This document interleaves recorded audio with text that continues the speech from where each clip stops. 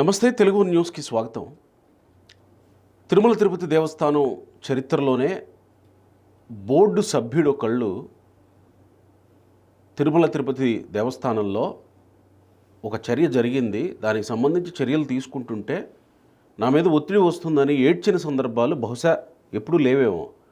నిన్న Bhanuprakash Reddy TTD board member కన్నీళ్లు పెట్టుకున్నారు. రవికుమార్ అనే వ్యక్తి $900 తో పట్టుబడి ఆయన మీద శిక్ష విధించాలని ఈయన కోర్టుకు వెళితే ఈయన కోర్టుకు వెళ్ళొద్దు, కేసు విషయంలో ముందుకెళ్ళొద్దు అని ఒత్తిళ్లు ఉన్నాయని ఈయన కన్నీళ్లు పెట్టుకుంటున్నారు. అక్కడేమో రాజీ అయిపోతుంది పట్టుకున్న విజిలెన్స్ ఆఫీసర్స్ వైపు నుంచి. $900 మాత్రమే ఈయన పట్టుబడింది, కానీ 14 కోట్ల రూపాయలు నా ఆస్తులు నేను ఇస్తానని రవికుమార్ చెప్తున్నారు. అసలు అతనికి ఎక్కడివి 14 కోట్లు? అసలు భానుప్రకాష్ రెడ్డి ఈ విషయంలో ఎవరి వైపు నుంచి ఒత్తిళ్లు వస్తున్నాయి? ఎవరి వైపు నుంచి ఒత్తిళ్లు వస్తుంటే ప్రభుత్వంలో ఉన్న పార్టీ నేతగా తిరుమల తిరుపతి దేవస్థానం సభ్యుడిగా, బోర్డు సభ్యుడిగా ఈయన కన్నీళ్ళు పెట్టుకోవటం ఏంటి? ఏం జరుగుతుంది? ఈరోజు కోర్టులో విచారణ జరగబోతుంది. హైకోర్టులో టీటీడీ ఈఓ కోర్టుకి హాజరవుతున్నారు. సరే, ఈరోజు కోర్టులో ఏం జరగబోతుంది అనేది చూద్దాం. అసలు భానుప్రకాష్ రెడ్డి మీద ఒత్తిడి తెస్తున్నది ఎవరు? ఎందుకు ఆయన కన్నీళ్ళు పెట్టుకోవాల్సి వస్తుంది? రవిప్రకాష్ని పోలీసులు అరెస్ట్ చేయకుండా ఈ రాజీ ప్రయత్నాలు ఏంటి? ఏం జరుగుతుంది అసలు టీటీడీ పరకామణిలో చోరీ వ్యవహారంలో? అఫ్సాన్ రాయేష్ గారు ప్రముఖ రాజకీయ సామాజిక విశ్లేషకులు ఉన్నారు. నమస్కారం రాయేష్ గారు. నమస్కారం. ఏం జరుగుతుంది ఈ విషయంలో అసలు? మీరు ఫాలో అయ్యే ఉంటారు కదా. అంటే వాస్తవంగా టీటీడీ ధర్మకర్తల మండలి సభ్యుడిగా భానుప్రకాష్ రెడ్డి గారు గతంలో 2014-19 మధ్య తెలుగుదేశం భారతీయ జనతా పార్టీ సమిష్టి ప్రభుత్వం ఆంధ్రప్రదేశ్ రాష్ట్రంలో కొనసాగిన సందర్భంలో కూడా వారు బోర్డు సభ్యులుగా కొనసాగున్నారు. స్థానిక భారతీయ జనతా పార్టీ నాయకుడైన తను శ్రీవారి పట్ల అచంచలమైన భక్తి విశ్వాసాలు కలిగిన నాయకుడిగా ధర్మకర్తల మండలిలోకి తాను ఎంపికైన తర్వాత చాలా డివోషనల్గా తను పనిచేసిన తీరు రాష్ట్రం మొత్తం తెలుసు. ఈ పరకామణి చోరీ అంశాన్ని కూడా అతను గతంలోనే వెలుగులోకి తీసుకురావడం జరిగింది. హైకోర్టు ద్వారా సిఐడికి ఆదేశాలు ఇచ్చి మీరు రికార్డు సీజ్ చేయలేదు అని చెప్పని రీసెంట్గా డీజీపీ గారిని ఉద్దేశించి సిఐడి ఐజీ అందుబాటులో లేనప్పుడు మీరు ఇక విచారణలో చేయరా, అధికార వ్యవస్థ నిద్రపోతుందా అని చెప్పని మందలింపులు వ్యక్తమైన తర్వాత అప్పటికప్పుడు సిఐడి అడిషనల్ డీజీగా ఉన్న రవిశంకర్ అయ్యనార్ గారు తిరుపతి పర్యటించిన సందర్భంలో కూడా వారిని కలిసి కూడా తన దగ్గర ఉన్న సాక్ష్యాధారాలన్నీ కూడా భానుప్రకాష్ రెడ్డి గారు సిఐడికి అందజేయడం జరిగింది. కానీ అదే సందర్భంలో భానుప్రకాష్ రెడ్డి ఆరోపితుడు ఎవరైతే ఉన్నారో రవికుమార్, అతనితోటి కొల్లుడయ్యి అతని నుంచి డబ్బులు డిమాండ్ చేస్తున్నట్టుగా భానుప్రకాష్ రెడ్డి వ్యక్తిత్వానికి పాల్పడుతూ ఒక వీడియో సర్క్యులేట్ చేస్తూ ఉన్నారు.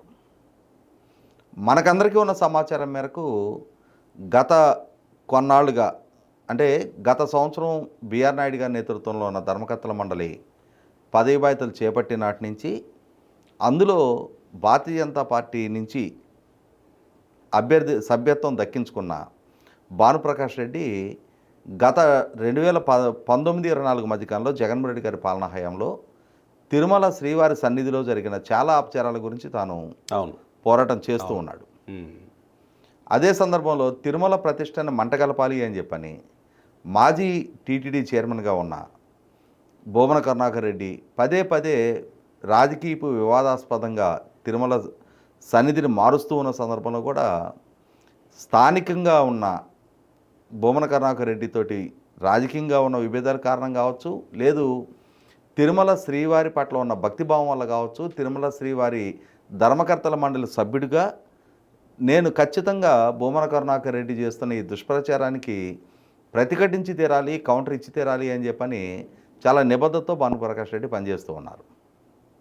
అంటే స్థానికంగా రాజకీయ వైరుధ్యాలు కూడా కొంత కారణం అయితే అయ్యి ఉండొచ్చు. కానీ ఒకటైతే వాస్తవం, తాను నిబద్ధత కలిగిన ధర్మకర్తల మండలి సభ్యుడిగానే మనకందరికీ తెలుసు. అటువంటి భానుప్రకాష్ రెడ్డి ఈ తిరుమలలో జరిగిన పరకామణి చోరీ అంశం వాస్తవంగా ఒకసారి ఆ చోరీ సంఘటన మూలాలకు వెళ్తే అంటే హుండీలో భక్తుల ద్వారా శ్రీవారికి సమర్పించబడిన హుండీ కానుకల్ని లెక్కింపు పరకామణి అంటారు. అవును. ఆ పరకామణి కేంద్రంలో విదేశీ మారక ద్రవ్యాన్ని హ్యాండిల్ చేసే ఒక కన్సర్న్డ్ డిపార్ట్మెంట్ క్లర్క్ రవికుమార్. అంటే ఆ హుండీలో కొంతమంది విదేశాల నుంచి వచ్చిన భక్తులు డాలర్లు, పౌండ్స్ అట్లా వాళ్ళ దేశాల కరెన్సీని వాళ్ళు శ్రీవారికి సమర్పిస్తారు. వాటిని ఈ లెక్కింపులో ఆ కన్సర్న్డ్ అధికారికి హ్యాండ్ ఓవర్ చేసిన తర్వాత టీటీడీ వైపు నుంచి బ్యాంకుల్లో సబ్మిట్ చేసి వాటిని మార్చుకుంటారు. అయితే ఇక్కడ జరిగింది ఏంటి అంటే రవికుమార్ అని చెప్పనే ఒక టీటీడీ ఉద్యోగి, అతని విధేంటి అంటే పరకామణిలో భక్తుల చేత సమర్పించబడ్డ ఈ ఫారిన్ కరెన్సీని హ్యాండిల్ చేయటం. అలా హ్యాండిల్ చేసే క్రమంలో అతను ప్రతిరోజు దొంగతనానికి పాల్పడుతున్నాడు అని చెప్పని ఒకరోజు విజిలెన్స్ వాళ్ళకి అతను పట్టుబడ్డాడు. అతని శరీరంలోనే అతని చర్మంలోనే బయట వాళ్ళకి కనిపించకుండా ఒక అరలాంటి దాన్ని కుట్టించుకొని మరి దానిలో దాచుకుంటున్నాడు అని చెప్పని నిర్ధారణ అయింది.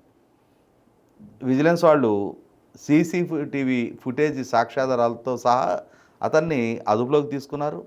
అతని దొంగతనాన్ని బయటికి తీసుకొచ్చారు. ఆ రోజు చూస్తే బయట రకరకాల ఆరోపణలు ఉన్నాయి. కొన్ని $1,000 దొరికితే వాటిని $900గా చూపించారు అని చెప్పని. అవునా? కానీ $900 అయితే అఫీషియల్గా డిస్క్లోజ్ చేశారు.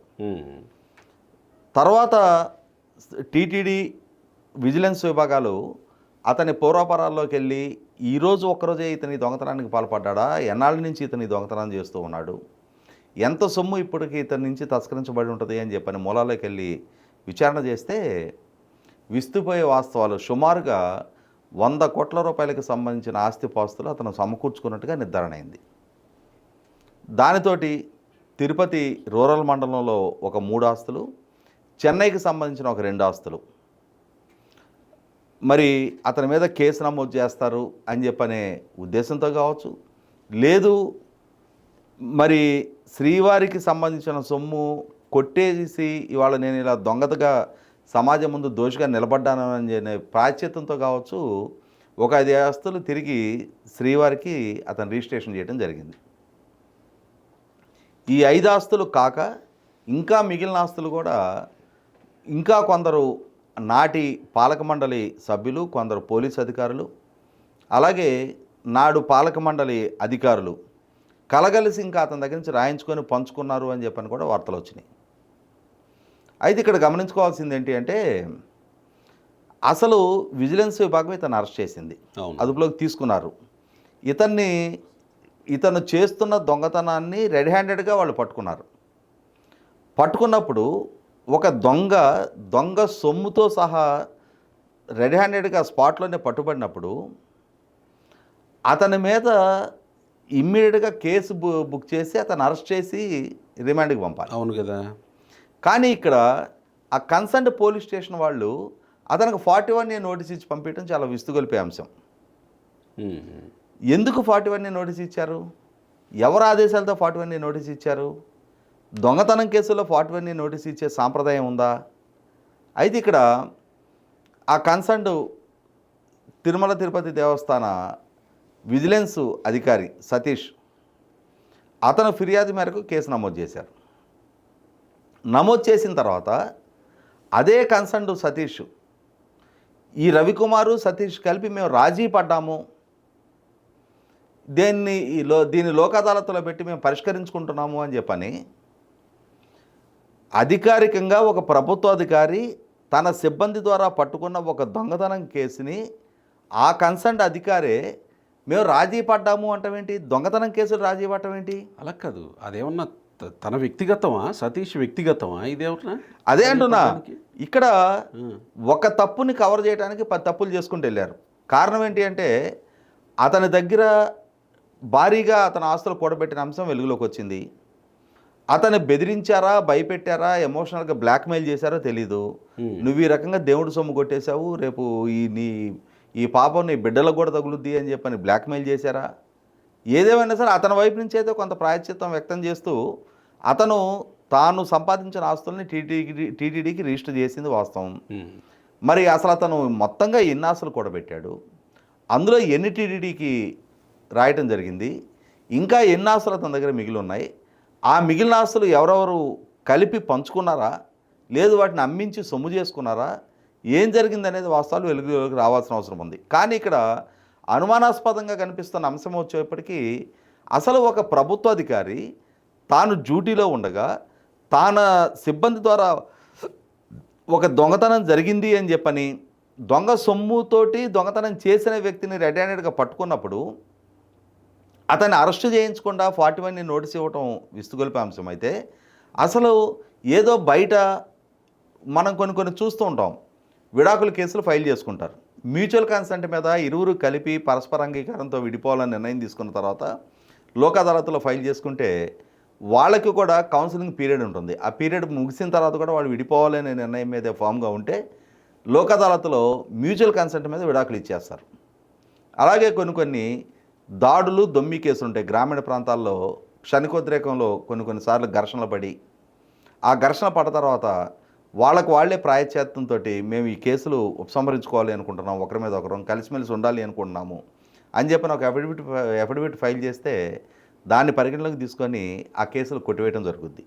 అంటే ఇటువంటి లా అండ్ ఆర్డర్ కేసెస్ లేదు అని అంటే మ్యారేజ్ కౌన్సిలింగ్ కేసులు లాంటివి కొన్ని ప్రామిసరీ నోట్ కేసెస్ ఉంటాయి. పలానా వ్యక్తికి నేను అప్పిచ్చాను, అతను నాకు చెల్లించలేదు అని చెప్పని కోర్టుని అప్రోచ్ అవుతారు. తర్వాత రోజుల్లో ఈ వ్యక్తి నేను చెల్లిస్తాను అని చెప్పని ముందుకు వస్తాడు. ఇరువురి మధ్య ఒక పరిష్కారం జరుగుద్ది. ఈ డబ్బు ఇచ్చిపుచ్చుకునే వ్యవహారంలో మా ఇరువురి మధ్య మేము పరిష్కారం చేసుకున్నాము, మ్యూచువల్గా మేము పరిష్కారం చేసుకున్నాము, మా కేసు విత్డ్రా చేసుకుంటున్నాము అని చెప్పని ఒక రాజీ ప్రతిపాదన న్యాయస్థానం దృష్టికి తీసుకొచ్చినప్పుడు అవి లోక్ అదాలత్లో పరిష్కరించుకుంటారు. కొన్ని ఆస్తులకు సంబంధించిన సరిహద్దు వివాదాలు ఉంటాయి. వాటిని ఇరువురు మ్యూచువల్గా పరిష్కారం చేసుకున్నప్పుడు, అంటే లోక్ అదాలత్ పెట్టిన మోటివ్ ఏంటి అంటే న్యాయస్థానాల్లో లక్షలాదిగా కోట్లాదిగా కేసులు పెండింగ్ ఉంటున్నాయి కాబట్టి పరస్పర అంగీకారంతో ఎవరైనా సరే మాట్లాడుకొని వారికి వారు ఇరువురు ఒక అంగీకారానికి వచ్చి ఆ కేసులు విత్డ్రా చేసుకోవడానికి కనుక సంసిద్ధత వ్యక్తం చేస్తే దానికి ఆ ప్రక్రియకి న్యాయస్థానం సహకరిస్తుంది. దానికోసం లోక్ అదాలత్ అనే ఒక వ్యవస్థను అందుబాటులోకి తీసుకొచ్చారు. అంతేగాని తిరుమల శ్రీవారి ప్రాంగణంలో ఉద్యోగిగా పనిచేస్తూ తిరుమల శ్రీవారికి నమ్మకంతో భక్తిభావంతో భక్తులు సమర్పించిన కానుకల్ని దొంగతనంగా కొట్టేస్తూ ఆ కొట్టేస్తున్న అంశాన్ని వీడియో సాక్ష్యాధారాలతో సీసీ కెమెరాల ఫుటేజ్తో సహా విజిలెన్స్ విభాగం అతన్ని అదుపులోకి తీసుకొని ప్రశ్నించి అతన్ని దొంగతనం నిర్ధారణ చేసిన తర్వాత అదే విభాగం అతనితో మేము రాజీ చేసుకుంటున్నాము అని చెప్పని అఫిడవిట్ ఫైల్ చేస్తే అంతకన్నా విస్తుపోయే అంశం ఇంకోటి కాదు. ఇంకొకటి కూడా ఏంటంటే వీళ్ళు లోక్ అదాలత్లో పిటిషన్ ఫైల్ చేశారు. వీళ్ళకి అవగాహన ఉందో లేదో తర్వాత సంగతి. ఆ కన్సర్న్ జడ్జి గారికైనా అవగాహన ఉండాలి కదా. దొంగతనం కేసుల్లో మా దగ్గరికి వచ్చి మీరు పరిష్కారం చేసుకోవటం ఏంటరా తొత్తు కొడకలారా అని చెప్పని ఇద్దరిని కలిపి లోపల వేయాల్సిన దగ్గర ఇద్దరిని మందలించి అసలు ఇది లోక్ అదాలత్కి వచ్చి ఎలా ఫైల్ చేస్తారు అని చెప్పని ఇద్దరిని మందలించి అసలు ఆ విధమైన చర్యలకి ఉపక్రమించిన ఇరువురి మీద చర్యలు తీసుకోవాల్సిన దగ్గర జడ్జి గారు కూడా దాన్ని పిటిషన్ అలౌ చేసేసి వాళ్ళిద్దరూ రాజీ ప్రతిపాదనను ఆమోదించేసి కేసు విత్డ్రా చేసుకోవటం ఏంటి? వీటన్నింటి నేపథ్యంలోనే భారీగా చేతులు మారిన ఆస్తులు ఇవన్నీ ప్రభావితం చూపాయి. అందుకే అధికార పరిధిని కూడా దాటి ఒక దొంగతనం చేసిన వ్యక్తికి సహకరించారు అని చెప్పని భానుప్రకాష్ రెడ్డి గారి వైపు నుంచి పదే ప్రభుత్వం దృష్టికి తీసుకొస్తూ ఉన్నారు. ఈ మధ్యకాలంలో శ్రీనివాసులు అని చెప్పని ఒక తిరుపతికి సంబంధించిన ఒక జర్నలిస్టు, అతని ద్వారా కూడా ఒక పబ్లిక్ ఇంట్రెస్ట్ లిటిగేషన్ ఫైల్ చేశారు. దీని మీద లోతైన విచారణ జరగాల్సి ఉంది, సమర్థవంతమైన విచారణ జరగాలి అని చెప్పని. ఆ విచారణ జరిగే క్రమంలోనే ఈ కేసుకు సంబంధించిన హైకోర్టు కూడా విస్తుపోయింది. దొంగతనం కేసులో లోక్ అదాలత్లో మీరు ఎలా పరిష్కారం చేసుకుంటారు అని చెప్పని ఇక్కడ జరిగిన ఈ మొత్తం కార్యకలాపాలన్నీ అనుమానాస్పదంగా ఉన్నాయి కాబట్టి ఆ రికార్డులు మొత్తం కూడా సీజ్ చేసి మాకు ప్రొడ్యూస్ చేయండి. టీటీడీ బోర్డులో ఏం జరిగింది, ఎవరి నిర్ణయం మేరకు ఈ నిర్ణయం అమలు జరిగింది, అంటే ఈ లోక్ అదాలత్లో ఫైల్ చేసి రాజీ చేసుకోవాలనే ప్రతిపాదన కన్సర్న్ అధికారికి ఇచ్చిన అధికారులు ఎవరి స్థాయిలో జరిగిన నిర్ణయం దీన్ని ఇన్ఫ్లుయెన్స్ చేసింది, ఇవన్నీ న్యాయస్థానం ముందు నిర్ధారణ అవ్వాలి అని అంటే ఈ పబ్లిక్ ఇంట్రెస్ట్ లిటిగేషన్లో అభ్యర్థించిన మేరకు వాస్తవాలు న్యాయస్థానం దృష్టికి రావాల్సిన నేపథ్యంలో దీనికి సంబంధించిన రికార్డు మొత్తాన్ని కూడా సీజ్ చేసుకోమని చెప్పారు. కానీ మళ్ళీ సీజ్ చేసిన డాక్యుమెంట్ సబ్మిట్ చేయడానికి తీసుకున్న కాలం ఆ గడువు మేరకు ఆ రికార్డులు సీజ్ చేయని నేపథ్యంలో హైకోర్టు కూడా సీరియస్ కావడం జరిగింది. సీరియస్ అయిన తర్వాత అయినా సరే సిఐడి విభాగం అప్పటికప్పుడు సిఐడి విభాగాధిపతి రవిశంకర్ అయ్యన్నార్ గారి నేతృత్వంలో తిరుపతి వెళ్ళారు. తిరుపతి బోర్డు కార్యాలయంలో ఈ కేసుకు సంబంధించిన కార్యకలాపాల మొత్తాన్ని స్వాధీనం చేసుకున్నారు. అలాగే ఆ కన్సర్న్డ్ పోలీస్ డిపార్ట్మెంటు ఏ స్టేషన్లో అయితే కేసు నమోదు చేశారు, అతనికి 41 నోటీస్ ఎందుకు ఇచ్చి పంపించాల్సి వచ్చింది, ఎవరు ఆదేశాలతోటి ఆ రోజు పోలీసులు అంత బయాస్గా వ్యవహరించాల్సి వచ్చిందనే సమాచారాన్ని సేకరించారు. అలాగే ఈ తీర్మానాలకు సంబంధించిన మినిట్స్తో సహా మొత్తం రికార్డులన్నింటినీ పోలీస్ స్టేషన్లో నమోదు చేసిన కేసు, లోక్ అదాలత్లో సబ్మిట్ చేసిన డాక్యుమెంట్స్తో సహా మొత్తం రికార్డ్స్ హ్యాండ్ ఓవర్ చేసుకొని గౌరవ హైకోర్టుకి గత వాయిదా రోజే సబ్మిట్ చేయడం జరిగింది. అదే వాయిదా రోజు ఈఓ గారిని కూడా మేము సమన్ చేస్తున్నామని చెప్పని హైకోర్టు చెప్పిన మేరకు ఈరోజు ఈఓ గారు న్యాయస్థానం ముందుకి రావడం జరుగుతుంది. అయితే ఇక్కడ మీరు మీ ఇంట్రోలో ప్రస్తావించిన భానుప్రకాష్ రెడ్డి ఎందుకు ఆవేదన చెందారు? ఆయన ఏమన్నారు, రేపు నేను ఉంటానో లేదో తెలియదు అని అంటున్నాడు. అంటే ఇక్కడ భానుప్రకాష్ రెడ్డి గారు నాకు వ్యక్తిగతంగా కూడా పరిచయం ఉంది. తన నిబద్ధత పట్ల, నిజాయితీ పట్ల నాకు పూర్తి స్థాయి నమ్మకం ఉంది. ఎందుకంటే తన పనితీరు ఎన్నో సంవత్సరాలుగా చూస్తూ ఉన్నాం మనం. తిరుపతి స్థానిక ప్రజల నుంచి కూడా మనకు ఆ ప్రాపర్ ఫీడ్బ్యాక్ ఉంది. ఈ నేపథ్యంలో నేను కూడా భానుప్రకాష్ రెడ్డి గారితో మాట్లాడటం జరిగింది. మాట్లాడినప్పుడు తాను స్పష్టం చేసింది ఏంటి అంటే, ఎవరైతే నాడు ధర్మకర్తల మండలిలో కీలక స్థానాల్లో ఉన్న నాటి చైర్మన్ గారు కానీ, నాటి ఈఓ గారు కానీ, వీళ్ళందరూ కలగలిసి ఈ కేసుని తొక్కిపెట్టే ప్రయత్నం చేశారు. కాబట్టి ఇప్పుడు ఇది వెలుగులోకి వస్తున్న నేపథ్యంలో ఈ అంశం గురించి హైదరాబాద్లో తాను నిన్న ఒక చర్చా వేదిక ద్వారా వివిధ రంగాల్లో ఉన్న నిష్ణాతులందరినీ, ఫార్మర్ చీఫ్ సెక్రటరీని, ఇటువంటి వాళ్ళందరినీ కూడా, న్యాయ నిపుణుల్ని, రాజకీయ పార్టీల స్థానిక నాయకుల్ని, వీళ్ళందరి సమక్షంలో ఇది ఒక చర్చాగోష్ఠిగా ఏర్పాటు చేసిన నేపథ్యంలో దీని మీద చర్చించి టీటీడీకి, ప్రభుత్వానికి విలువైన సలహాలు, సూచనలు ఇవ్వాలనే ఉద్దేశంతో నేను ఒక చర్చాగోష్ఠి హైదరాబాద్లో ఏర్పాటు చేసిన నేపథ్యంలో ఈ చర్చాగోష్ఠిలో పాల్గొనడానికి వీల్లేదు, పాల్గొనొద్దు అని చెప్పని భానుప్రకాష్ రెడ్డి మీదకి ఒత్తిడి తీసుకొచ్చే ప్రయత్నం చేశారు. తన కుటుంబ సభ్యులను కూడా ఎమోషనల్గా ఎక్స్ప్లాయిట్ చేసే ప్రయత్నం చేశారని చెప్పని కూడా తను చెప్పడం జరిగింది.